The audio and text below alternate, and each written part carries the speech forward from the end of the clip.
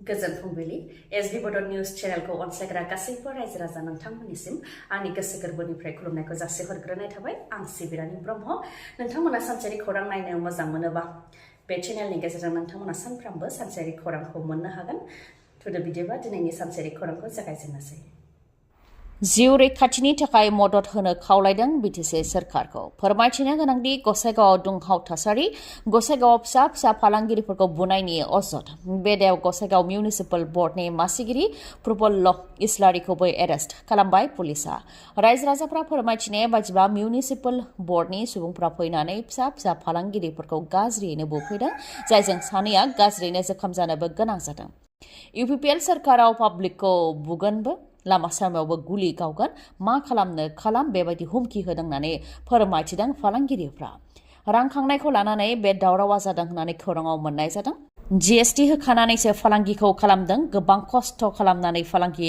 खालामनायाव टाउन कमिटिनि मानसिया फैनानै बुला बुसि खालामनानै रांखौ गासैबो लानानै थांजोबदों बेनि बिजिरनाय नांगौ होननानै बुंथिदों फालांगिरिफोराबो गलादारफ्रा फोरमायथिबावनाय बायदिब्ला गिबियाव सासे गलादारजों टाउन कमिटिनि चेयारमेन प्रफुल्ल इस्लारिनि गेजेराव दान्थे बिदान्थे जाग्रोदोंमोन उनाव टाउन कमिटिनिफ्राय 15 सुबुंफ्रा फैनानै गलादारफोरखौ गाज्रियैनो बुफैदों बेनि उनावनो बाजाराव मोनसे दुंहाव थासारि जादों बांलादेश बायदि थासारि जादों होननानैबो फोरमायथिदों जायनाखि दा हाथियार लाग्रा आफादनि जुग गैला गोजोन जाबाय नाथाय बिथांमोना फैनानै गोजोन गैयै थासारि खालामफैनो नाजादों बुथारनायनि हुमखि होदों बेनिखायनो जिउ रैखाथि नांगौ आरो बाजाराव जाहाथे पुलिस प्रशासना रैखाथि होयो बेनि थाखायबो दाबि खालामदों फालांगिरिफोरा जाथायखौ लानानै पुलिस प्रशासन फैनायजों लोगोसे EM सजल सिंह बिथाङाबो नुजाथि फैनानै थासारिखौ सामलायफैनो गोनां जादों आरो जाथायनि दायाव टाउन कमिटिनि चेयारमेन प्रफुल्ल इस्लारिखौ एरेस्ट खालामदों ओजोंहाय गाज्रि जोखोम जानाय सानैखौ फाहामथाय होनायनि बिबानखौ लादों EM सजल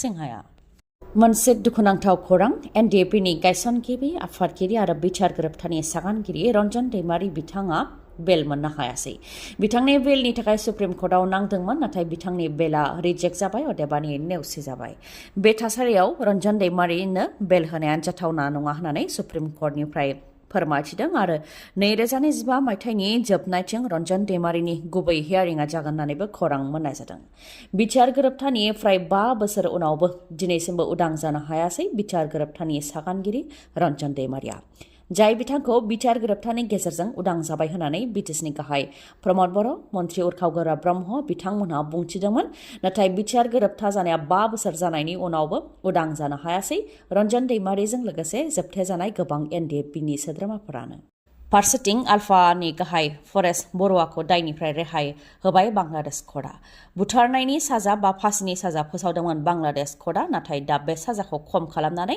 जिउ जोबजासे जोबथेसालियाव थानायनि साजा फोसावदों मख'नो गोनांदि चाइनानिफ्राय गं 10 ट्राकआव हाथियार गुलि बारुद ग्रेनेड बायदि बायदि लाबोनानै नर्थ इस्टआव थानाय हाथियार लाग्रा आफादफोरनो फानफैनाय दायाव गोग्लैदोंमोन आल्फानि गाहाय फरेस्ट बर'आजों लोगोसे गासै सादरनि मादाव बांलादेशनिनो बारग' मन्त्रि लुत्फुज्जामान बाबरबो दायाव गोग्लैदोंमोन बिथांमोनहा हाथियारनि फालांगियाव लोब्बा थानायजों लोगोसे उदखारिफोरखौ थानोबो जायगा होदोंमोन थांनाय 2004 मायथाइयावनो बांलादेशनि चट्टग्रामाव चाइनानिफ्राय लाबोनाय हाथियारफोरखौ हमदोंमन आरो दायनिगिरिफोरनि सायाव साजाखौ फोसावदोंमोन जायनाखि शेख हासिनाया भारतजों मोजां सोमोन्दो दंमोन बेनिखायनो बिथांनि समाव दायनिगिरिफोरनि सायाव बुथारनायनि साजा फोसावनाय जादोंमोन नाथाय दा प्राइम मिनिस्टार मोहम्मद इउनास बिथां जाय भारतजों बांद्राय मोजां सोमोन्दो गैया बिथांनि समाव आल्फानि गाहाय फरेस्ट बर'आनि सायाव जि फोसावनाय दायमोन बे दायखौ खम खालामनानै होनाय जाबाय अदेबानि सिगांनि समाव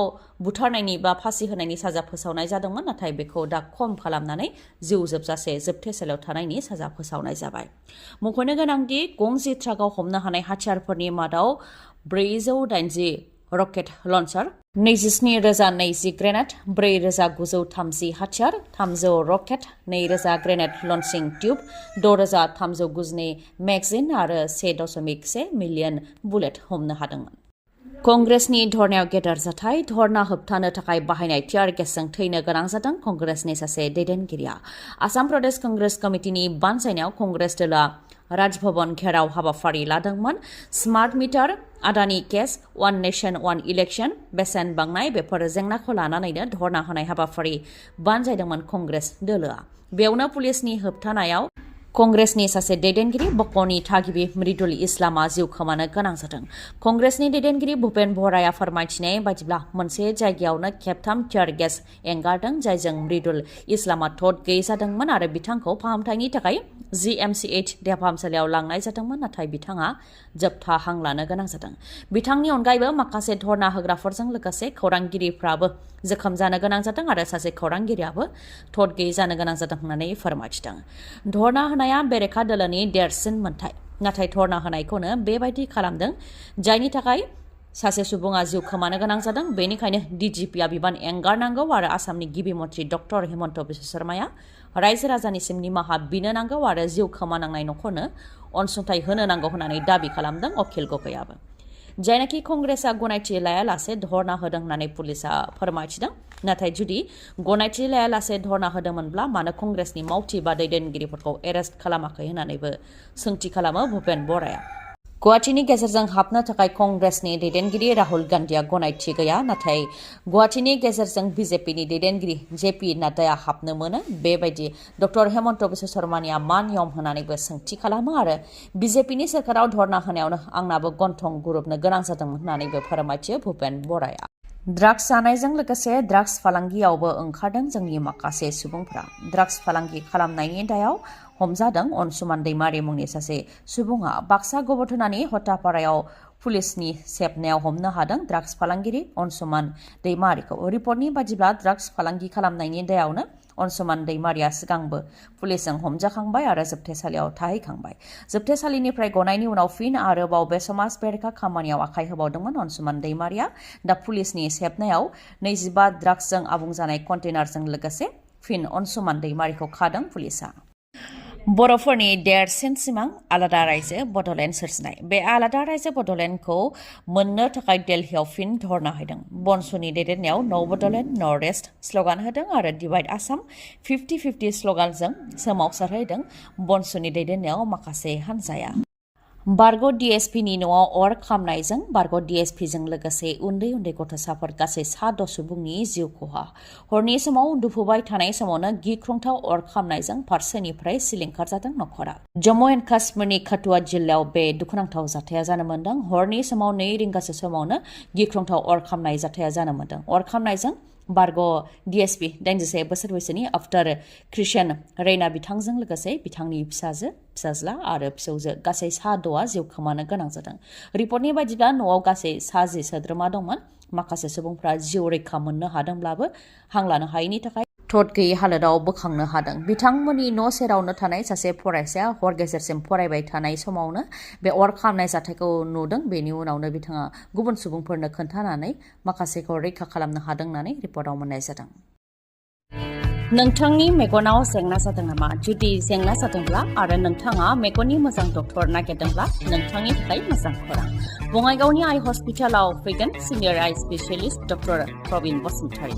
बिथाङा एम्स निउ दिल्लीनि बारग' SR RPC आरो दिल्ली GNCTनि बारग' आइ कनसालटेन्ट।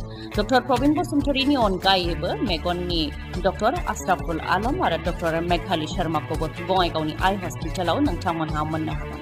लोगोसेनो कम्पिउटार पेकनि गेजेरजों केटारेक्ट सार्जारि खालामनो हागोन जेराव जेबो सानाय गैयालासे सुथेनाय गैयालासे आरो गोख्रैनो गाहामाव फैफिननायखौ नोंथांमोनहा मोननो हागोन। आबुं थङा जाहैबाय बङाइगाव लवार आसाम हस्पिटालनि उल्था दिगाव बास स्टेन्डनि साखाथियाव। फुंनि 10 रिंगानिफ्राय मोनाबिलि 7 रिंगासिम मेगननि डक्टरखौ मोननो हागोन बे बङाइगावनि आइ हस्पिटालाव। माबाफोर सुलुं लानो गोसो दंबावोबा नोंथांमोनहा 6900949900 बे नाम्बाराव खौरां लाहरनो हागोन। गोजोन्थों।